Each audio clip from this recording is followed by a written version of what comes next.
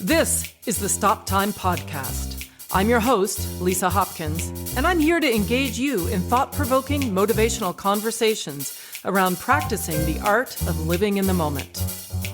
I'm a certified life coach, and I'm excited to dig deep and offer insights into embracing who we are and where we are at. I'm so honored to introduce you to my next guest. She is a true legend. Her career as a performer, choreographer, and innovator spans more than 60 years. She has been awarded the Flobert Award, the Tapestry Award, the Tap City Hall of Fame Award, the Dance Magazine, and the prestigious Bessie Award, all for outstanding achievement and contributions to the field of tap dance. A true visionary, she is known for her collaborations with her partner and mentor, the great Charles Honi Coles, and her many performances with, among others, Gregory Hines, the Nicholas brothers, and many more giants of tap dance. She is founder of the award-winning American Tap Dance Orchestra, and her own experimental work with taps, electronics, and poetry has influenced generations of tap artists and will continue to inspire tap artists to come. She is a published author, poet, and ceramist, and a revered educator and master teacher. And I am thrilled to say she is here with me today. It is with absolute delight that I introduce you all to the one and only Brenda Bufalino. Welcome, Brenda. Thank you. Well, with that introduction, you know that I've lived a long time. Absolutely. Such wisdom in the room. Listen, I read that you create in a barn in the Shawangunk Mountains. Is that where you are calling in from today? I am calling from the Shawangunks. I am not in the barn at the moment. I moved down into the village of New Paltz for the winter because it gets pretty icy up there. Yeah, no kidding, right? I was up for 2 years during the pandemic. And then finally I said, I think I'll spend the winter down in the valley where I can walk more. But I will go, I go up every two or 3 days, you know. Yeah. Yeah. Can you paint a picture for us of what the rhythm of your days are like in this moment? Well, you know, with the pandemic and the isolation, there are certain things that really helped me quite a bit. I say that we stole my tap shoes. It was like I didn't want to tap dance, which was very, very strange. That is not the case anymore. But what happened was finally, I could learn Tai Chi over Zoom. Mm. And I have tried for so many years to learn Tai Chi, and my metabolism just wouldn't take it because it's so slow. So that is how I start my day. And more often than not, after that, a meditation. And then I try to get outside. You know, I feel like it's so important to be out. So then it's free form. I paint. Sometimes I'll do a painting. I'll practice calligraphy. I'll write a poem. I'm working on a few essays. And then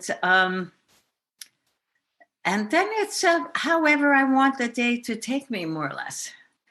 If I'm in the barn and can get there, which I really want, I will practice for quite a while.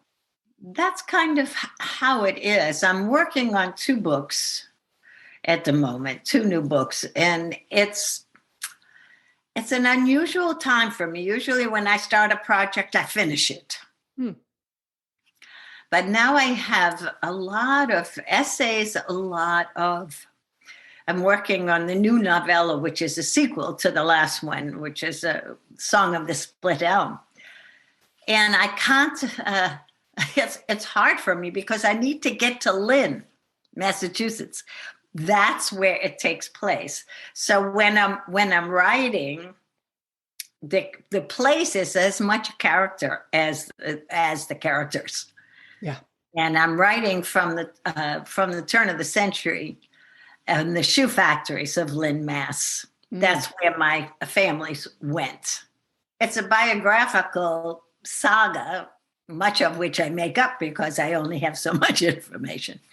So I try to work around that as much as I can with character development and putting myself in it because it is 3 generations. And the other book is a book on composition, tap composition. Very cool. So because everybody now is improvising, we have tremendous amount of great improvisers. But in terms, I feel that composition and choreography is kind of the weak point at the moment. So after having probably choreographed about 150 works, both my solos and the company, the ATDO, I thought I would take apart my pieces and talk about how they were constructed. Very cool. Because that still interests me. I'm still finding out, as you probably do, right? You look at your work, say, oh, now I understand what I do, right? Oh yeah, no, 100%. It's so fascinating. If it's okay with you, you were talking about your sequel to your book, to your fictional book, based on biography points that and then filling in the blanks, right? If I understood correctly, about your history, yeah. And what I think is so fascinating about what you're doing is you're recreating and discovering your past that wasn't lived, or that like the missing pieces. It's a fascinating space to work in, I bet. Well, it is, because I only have 2 or 3 points. I come from a New England family. They didn't talk about themselves. Yeah. There's something about old Baptist New Englanders. If they talk about themselves, they think it's a sin. But I do know enough. And what I don't know makes me so curious. Yeah. Like why did my grandmother insist on raising 2 generations of female artists? Why did you do that? This was not an accident. She insisted on this. Interesting. And that's why, that was the thing that started the process. Yeah. And then discovering that she was an orphan. And I couldn't find her mother anywhere. Interesting. And also the Blackfoot, the Native American, which was pretty held secret for a long time, that there was any of that, was also, all right, so that's a research project. So there was all this research. Yeah. Where was this grandmother, this great-grandmother? Where was she? It's traveled many, many places. And to create, I feel like I gave this grandmother a life. Absolutely. I gave her a life. Yeah, that's what stands out to me. It's such a beautiful and exciting thing. Like, you light up when you talk about it. Yeah, it's still very much interests me. So fortunate as an artist. Many artists are told when they're young, oh, it's so wonderful. You're so creative. This is great. And then you become of age. And now you're not supposed to do that anymore. Now you're supposed to get down to business, right? And learn how to take care of yourself and do something practical. But I didn't have any of that. Did you not have that given to you, or did you just not receive any of that? No, it was not given at all. Nice. My mother was a lyric soprano and an elocutionist. She was a dramatic reader. My aunt was the coloratura and the concert pianist, and I was the ingenue in the act. Okay. Interesting. And my grandmother, who was the producer and the charge behind it all. So we had a wonderful concert that we performed, many concerts that were kind of very Victorian. Mm. How old were you then? I think I started performing with them around 7 or 8. Wow. And were you interested? Like, did you, did they sort of say, come on, Brenda, you're going to join us, and it was just part of the fabric of life? Or were you interested? And what was that? I danced every day from the time I was 6. So, and every Sunday at our home was music and dance. Yeah. So it just morphed. Mm. I made a little money, which I like. Cool. What I didn't like, and it affected me as a performer for many years, was my mother was always late. Mm. My grandmother was always yelling, hurry up. My costumes were never finished. The safety pins were always sticking in my back. My shoelaces would always come untied because we were always late. Uh-huh. And I never knew why I had such anxiety performing, because I've been a performer all my life, until the act was recreated at the Boston Conservatory when I was in my 40s. Mm. And then it all happened again. Interesting. And then I said, oh, this is where that anxiety comes from. Yeah. Not mine. It's not mine. If I'm ready and prepared, I don't have to worry. Yeah. Yeah. Yeah, it was too bad I had to do it again to find out. Well, although, I mean, what a great discovery, right? Oh, yes. Oh, yes. It changed everything for me. Yeah. It really made the rest of my life as an artist, as a performing artist, not a creative artist, because it didn't affect that part at all. Because I was free. I was always encouraged to be my wild, crazy self. So that was free. The creative part was totally free. It was the performing part. Yep. Getting to the gig. Until you discovered what that was, how did it show up in other parts of your life, if at all? Oh, I'm always early. Always. I do not like to be late. And I don't like other people to be late. And that was something with Honi too. Working with Honi Coles, he was like that as well. Mm. Was very professional, very prompt, and even had a better disposition being a performer than I did. Much better disposition. What do you mean by that? He was very patient. I'm very impatient. Why do you think that is? Why do I think he was patient? No, why do you think you are impatient? Well, it's just been part of my character for as long as I remember. Uh-huh. And I've had to work on myself very hard over the years, and I have, to slow down my reaction to things. I react very, very fast. Mm-hmm. And I can remember as being a child, if I colored outside the lines, I'd break all the crayons. Wow. So I get so mad, Yeah. And so I've really worked on that, because as a choreographer and as a gatherer of persons, as a teacher, and I've had many spaces that I've created in environments that did not serve me. Mm. But people they always know where I stand. Yeah. They know they can trust me because I will not be false. But yes, I think the Italian streak is strong in me.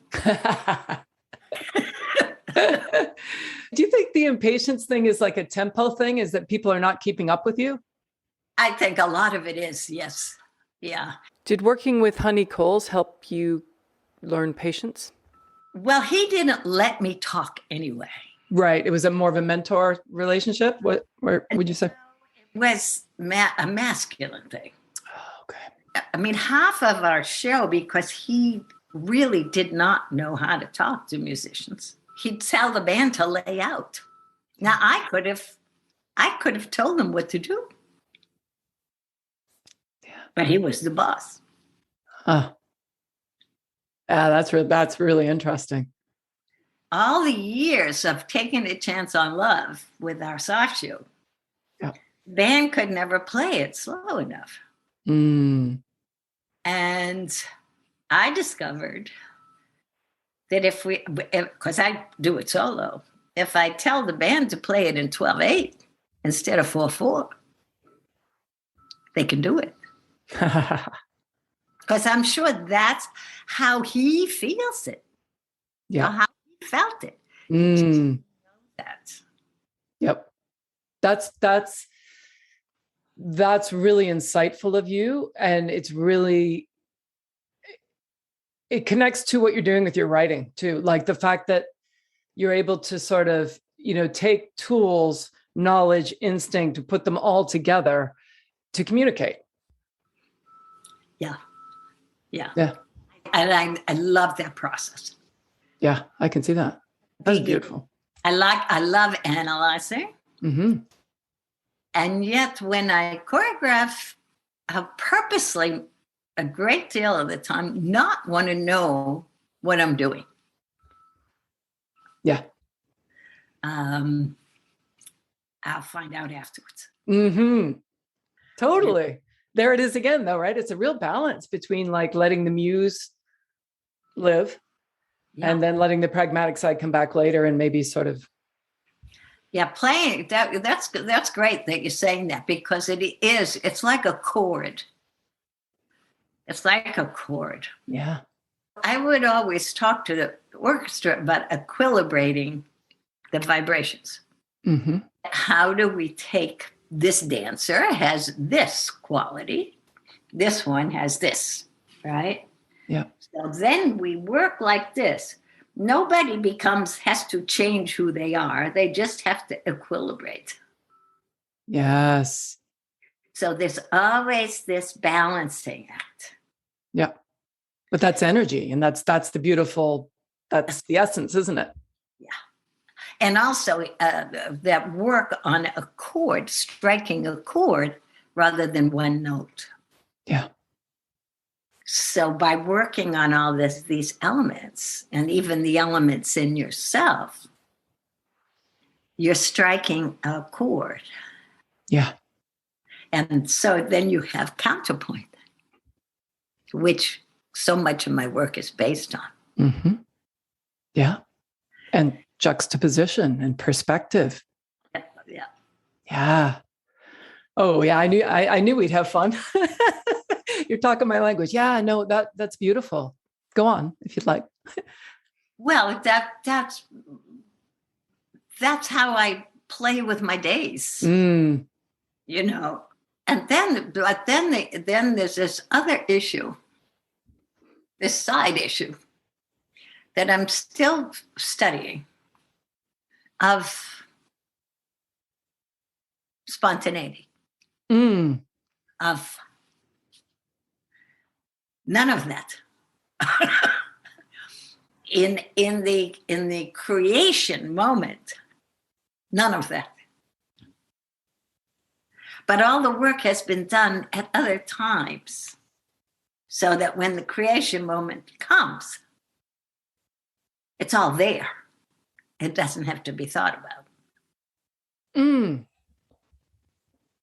So you're saying that spontaneity isn't you're redefining spontaneity. You're saying spontaneity is not what you see happening when you're seeing creativity happening, that it's a sum of the parts of all the things that came before. Is that what you're saying? Yeah, it's what you have gathered in yourself. Yeah. As who you are. Mm-hmm. And so that when you're in the act of creating, you don't have to think about, is this right? Is this wrong? Am I balancing this? Am I balancing that? You just do it. Yeah. I mean, that's what practice is about.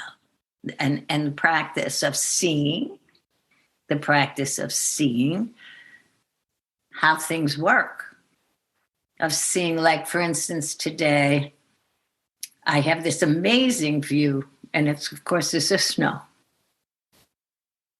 So being able to see the cross-country skier across the river and the mountain and the branch that's broken and the car that's going by. The practice of seeing of a lifetime, you've already made a painting. Yeah. You've already made a piece of choreography. But the practice is not only with your feet or with your hands, the practice is with yourself. So that when you create, I mean, I was always spontaneous, but what I created was fairly raw. Mm-hmm. What I create now is not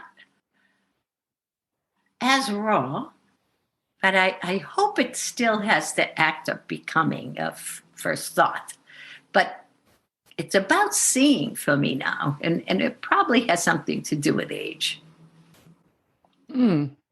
Or enlightenment. No, I mean, really, I mean, yes, age, but not everybody your age sees things that way. In fact, I would wager that the majority of people your age are pretty stuck in their ways, or going blind. I mean, not literally, but internally. Well, isn't that a choice? Mm-hmm. Those are choices that we keep making along the way. Yep. Oh yeah, no, 100%. You know what? I read something that you wrote on your blog that really moved me, and I wondered if I might share it. Sure, of course. So it was September 3rd, 2020. So just a couple of years ago, just 4 days before your 84th birthday. Uh-huh. And you wrote, "Ennui mixed with the silence that is provoking the muse stares out in space at the sparse but spirit-filled garden absorbing the sun on my rocky knoll. I promised that today I would put on my tap shoes. I will, after I have fixed my gaze on the bees buzzing the flowers of my oregano plant. Talk to me." First of all, that's so beautiful, so evocative, and it really, truly moved me. So thank you for that. Talk to me about that space between boredom and inspiration and what it means to you. Well, I don't think ennui is boredom. Okay. To me, ennui is like a lassitude. Somehow you haven't been feeding yourself and you forgot to be hungry. Nice. So you're weak. It's a weakness. Boredom is essential for an artist. That's essential to allow for that, to catch yourself from constant entertainment. Yeah. You know, because if you don't, nothing arises. So I guess I think of boredom in Buddhist terms of emptiness. And I don't know if you know the practice where emptiness is form is emptiness. Mm-hmm. Yep. Nothing but form. Yep. And I remember the first time I heard that, I said, "Oh, that's frightening. It gives me claustrophobia." And now I realize that's everything. Yeah. That's where things begin. That's where new things begin, a new impetus, a new charge. Yeah. Or nothing. Mm. Mm-hmm. Mm-hmm. Nothing. And that's, I have to say that I have worked not being terrified of nothing. I've had to work at that. Yeah. In that little passage I read, I feel like you've really captured in writing, you've captured that moment where you are the participant and the observer. You're in two places at once. And by being there, you created a third place and now a fourth, because here we are, and so on and so on and so on. So it's creation in itself. So I just want to thank you for that. I mean, I learned a lot about you just from reading that. Well, I'm so glad you read it, because I just was transported to that moment. You know, I mean, that's the food. That's the food. The impressions, being able to absorb the impressions and seeing them, that's the food. Hey, what is your definition of living in the moment? Well, I guess just as we're talking about seeing detail, what knocks me back into my seat is opening it up, feeling the expansiveness that anything is possible. And actually, I've always been a bit of a prognosticator, a futurist. You know, I mean, like when I decided that tap dance definitely was time to return, and I said to my mother, I'm going to specialize in tap dance. And she said, for who? Who do you plan to do it for? But that, once I can hit that, so it really requires clearing out. Clearing out. And a lot of times it takes a lot of conversation with myself, or really reading the right material and getting away from chatter. And it's like opening the curtain. It's like opening the curtain. Mm-hmm. And sometimes if I play on my concertina is my greatest practice of the moment. I play, it's a classical instrument, mine. I got a new one during the pandemic, and it has been my savior, because I will practice, like you asked what I do with my days. I've probably practiced close to 2 hours a day. Wow. And attention, that attention, really, the use of attention opens up the space. It's a scattered mind that is not present. Yeah. So there are some things, if I tap dance, the attention to sensation in my body as I'm doing it, fighting against always trying to get better. You know, it's a lot of obstacles to it. I always start out noodling. I put on my shoes. I just noodle and wait to discover myself. You know, I just noodle and noodle and noodle. And all of a sudden I start to be there. Yeah. Right. And then the switch happens. So it is like you say, there is process. Yeah.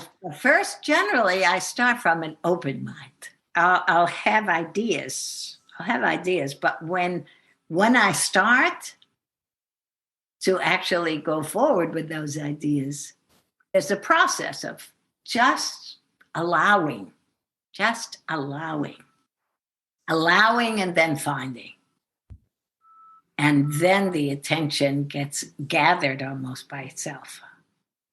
I don't have to do it. but I know what I want. When we start, we know what we're hoping for. We spend so much time trying to learn the stuff, trying to master the stuff, that now I feel like the stuff is starting to teach me what mastery really is. That is really true. That is really true. That's a very well said. Very well said. My last dance class was when I was 17. Yeah. I did not learn tap dance by taking a lot of classes. That was not possible when I came up. I learned it as a kid. I learned my shuffle ball chains, my off to the buffalo. I learned well, but I didn't learn to the art of tap dance. That I had to discover. Yeah. And it was hours and hours and hours and hours and hurting myself to find out what I needed to do to get it. And that's the basis of my technique that is still today. Yeah. That I teach. But in terms of the creative process, and I find it so tricky. Like I have a few mentees. One very young man, he's so talented. I worry about giving him too much information. Mm-hmm. I also want him to find the answers himself, because that's where his voice will come. His voice is not going to come through what I say or what somebody else says or dancing for other dancers. Then everybody ends up dancing the same. So it's so tricky. It's so tricky being a teacher. And, as we have done this for so long, we know so much. But how much should maybe those secrets the dancers kept were because they didn't want us to follow them. They wanted us to find ourselves. Honey never told me anything. Nothing. That was probably the biggest gift he gave me. Yeah. So it's, whoa. It's I don't want us to put water on the fire. I love being a mentor. I love it. And I love watching how the dancers are working and what they're doing. But I'm very sensitive to, especially with young people, because they get too sophisticated too early. Yep. I hear you. What I know is the sophistication and the artistry. Yeah. How much of that should they know? How much of that should they do? I don't know. Yeah. I don't know the answer to that. I don't know. If you could tell little Brenda, just starting out, something that you know now that you would have liked to have heard then, what might you be telling her? Wow. Maybe to be kinder to myself. She never wanted to listen to anything. She wouldn't have listened anyway. I'm going to have to think about that, because she was always such a renegade. And I appreciate that about her. But this doesn't mean you were bad. This was because that's what I always thought. If somebody criticized me, like if they didn't like the way I did a shuffle, that meant they hated me. It was always about me, but it wasn't. So I guess that's what I would say to her. But I've learned that, and I have talked to her about that a lot. Yeah. I've spent the last 30 years, at least 30 or 40 years now, talking to her about working with these irascible, wonderful characteristics that she has, so that they can be functional in the world, so it doesn't hurt other people and doesn't hurt myself. Yeah. Did you in your conversations with her ever talk tell her what you just told me, which is that you really admired her for her fierceness? Yes. Oh, absolutely. Yeah. Absolutely. Cool. I never criticized her for that. But how she did it was a problem. My impulse for it was rarely something to be admonished. It was how it came out. Yeah. How do we express ourselves? How do we do it clearly so that it doesn't attack, but can inform? Yeah. Oh. Yep. I mean, there was a time, I have a very sarcastic wit. And I love it when somebody also has it. But I've learned that a lot of people get hurt by that. And I have said things in a classroom, things have come out of my mouth that I cannot believe I said. And they're very clever, but they're mean.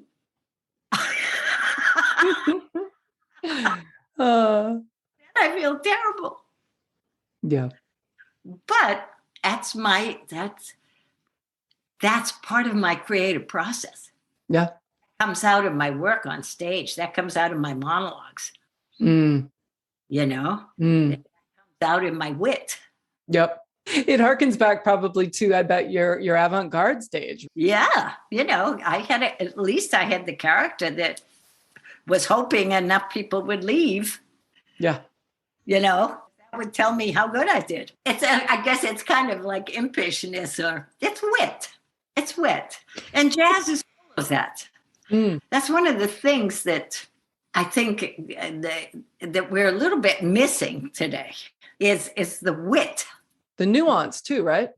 And nuance, it's when things are so crammed, packed like that, it's just like the noise in your head that you're talking about. It's just like there's no nuance. There's no room for growth at all because everything's so packed in. Yeah. And that is something that I had that. And Honi had that.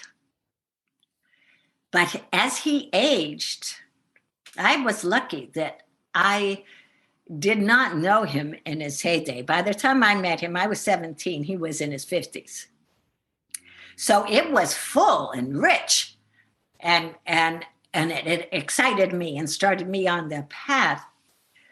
But what happened when I got back together with him after 14, 15 years, I studied him. He didn't tell me anything, but I studied him really hard. And what I learned in terms of what you're talking about, how he set things up. Yeah. He set things up so people could hear what he was doing. Mm-hmm. I learned again about nothing. Leaving space, which we were talking about before. Yeah. For that moment. And I am working on this as a mentor. I think that is something that could be useful for young people to hear. Yeah. Part of the problem is because they're not dancing for enough audiences. There's not enough work. I was very fortunate with my solo performances and with the companies. I had 3 companies before I really understood what I wanted with the orchestra. Yeah, I already had 3 companies. And I was performing all the time. I performed in nightclubs. I performed everywhere. So I got feedback from my audience. Yeah. Of what happens with the dancers, they're dancing for each other. They're getting feedback from each other. And they're not having a sense of the audience as their partner. So that was after being in the avant-garde and shooing everybody out of the space, I got a little sick of that, and so I went all the way back. And my audience was kind of angry with me because I had rather big audience for a lot of my avant-garde work. And it also allowed me to do very creative work later. I mean, I'm so glad for it. But I wanted to remember what my mother had. My mother could make you cry when she recited The Three Little Kittens. Mm. She could bring you to tears because she was in love with her material, in love with who she was giving it to. Yeah. And that was Honi. He loved his one chorus dances. And he loved sharing it. Yeah. And when I did my solo shows, because I've done so many and all over Europe, I learned the audience is my collaborator. Yeah. We're in this together. All of a sudden, we're breathing together. They are being able to listen to what they would never normally be able to listen to. It's like being a sorcerer, really. Brenda, how do you want to be remembered? Oh my gosh. I don't really know. I can't say. I can't say that. I mean, I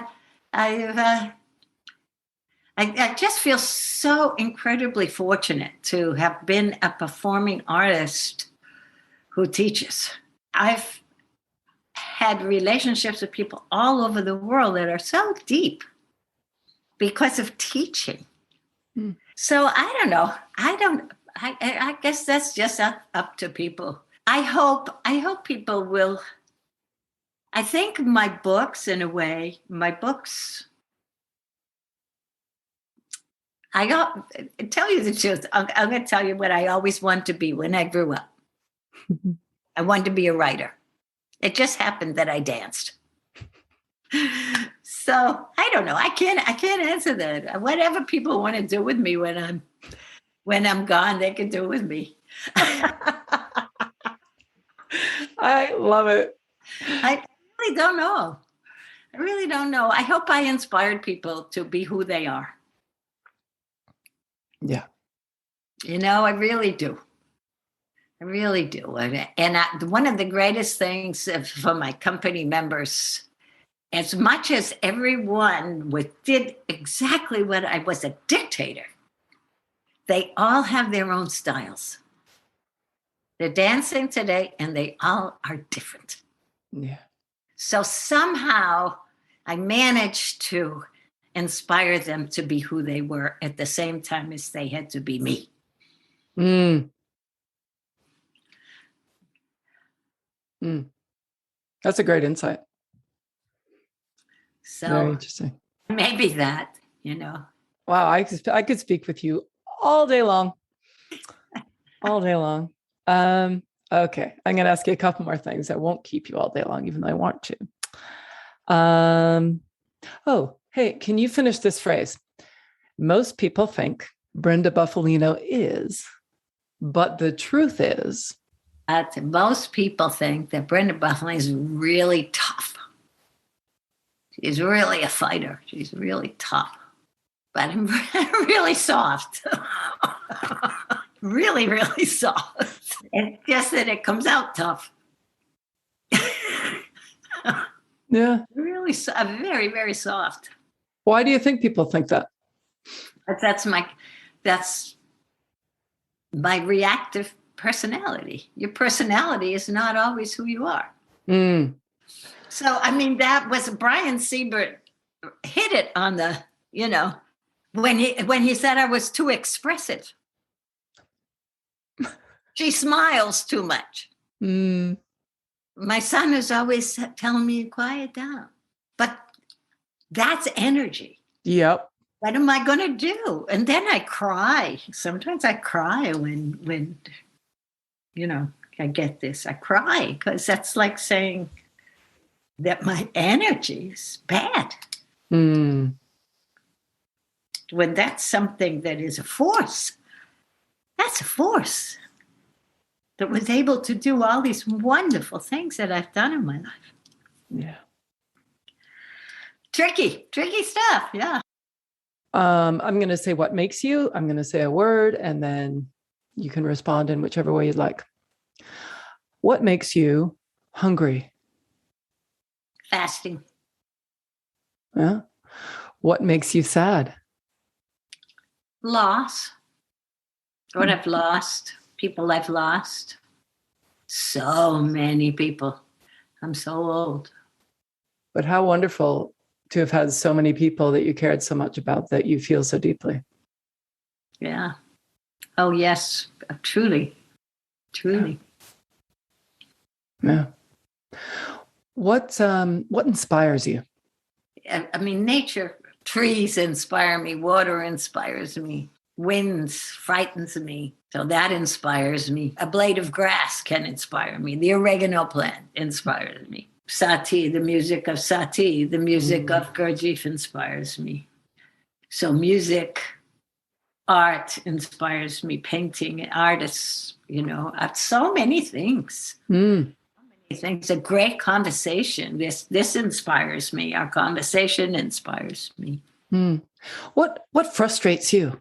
What frustrates me is that the lack of desire for my fellow humans to explore reality.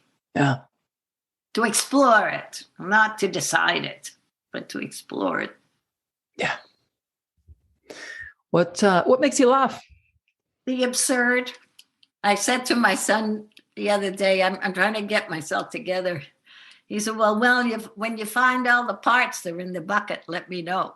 And I laughed for about half an hour. What makes you angry? Oh, I think probably injustice. It's always been a big problem for me.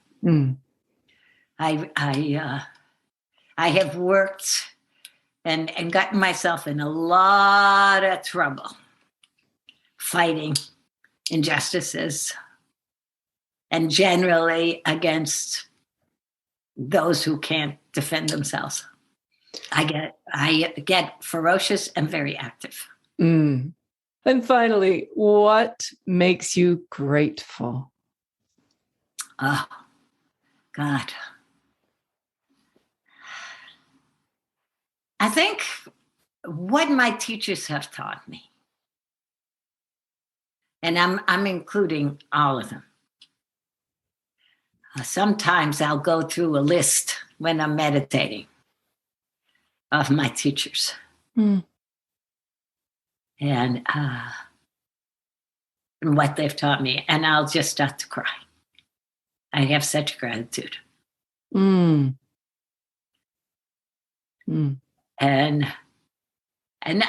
this life, I mean, I've lived a magical life, and the strength that I've had, that was given to me. I still got legs that can dance. Yeah. I can't believe it. And that's from my ancestors, and that's one of the reasons why I write about them. I'm incredibly grateful for my lineage. Really grateful. They weren't easy. But what a lineage. Yeah. So yeah, incredible. What are the top 3 things that have happened so far today? Well, the first thing, I wanted to go out and I couldn't because it's ice. So I got pissed off. I did many, many rounds of Tai Chi. Found out why the teacher wanted us to do at least an hour of Tai Chi, because then my legs got really tired from Tai Chi. That was great to find that out. And this conversation was lovely. Yeah, wonderful. What is something you're looking forward to? Well, I'm going to Boston to set Buff Loves Basie, restage Buff Loves Basie on Velma Goldberg's young company. Nice. I love to work. And the challenge right now for me is that I really shouldn't work all that much. It's my nervous system. It's not my body. It's my nervous system. Has a hard time with it. But I love working. I've been working since I was so little, I can't ever remember not working. Yeah. Do what's so cool is that what came to mind when you said, I love my work, and you smiled sort of impishly. It was great. I love that. You've come such a long way from the little Brenda who used to break the crayons when she colored out of the lines. Because Brenda, you've been coloring out of the lines your whole life, and look where you are today. And what I learned to do was love that coloring out of the lines. Exactly. And I study, and in the middle of the art of imperfection, I understand now that's my love, is imperfection. I love it. Brenda, it has been such a joy speaking with you today. Thank you so much for taking the time to be in the moment. I would like to interview you. Well, to be continued. I mean, it's just been a joy. It's been an absolute joy. I've been speaking today with Brenda Bufalino. Thanks for listening. Stay safe and healthy, everyone, and remember to live in the moment. In music, stop time is that beautiful moment where the band is suspended in rhythmic unison, supporting the soloist to express their individuality. In the moment, I encourage you to take that time and create your own rhythm. Until next time, I'm Lisa Hopkins. Thanks for listening.